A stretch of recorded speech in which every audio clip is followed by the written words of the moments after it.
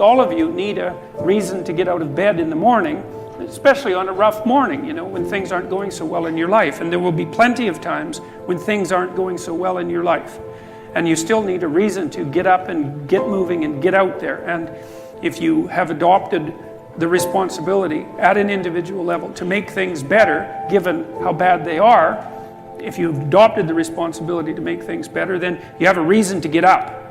And so one of the things that I've been stressing to people is that there's very little difference between the meaning in life that gives you fulfillment and that engages you in existence and the willingness to shoulder as much individual responsibility as you can possibly handle. Those are the same things. If you look at who you spontaneously admire, which is a good indication of where your value system really sits, you'll see that the people you admire are always people who take responsibility for themselves and responsibility for their family and responsibility for their community. Get your act together. You've got things to do in the world.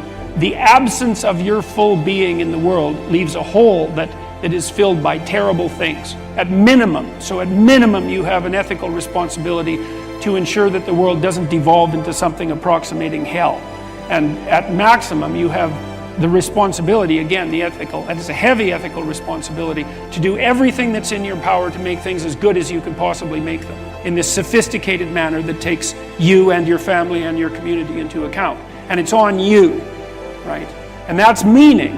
People say, well, I'd like to have a meaningful life. It's like, well, fair enough, but the price that you pay for the meaning that transcends tragedy is the adoption of responsibility for the catastrophe of existence.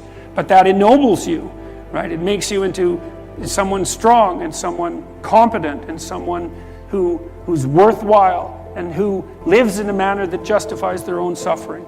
There's nothing better than you could possibly do than that.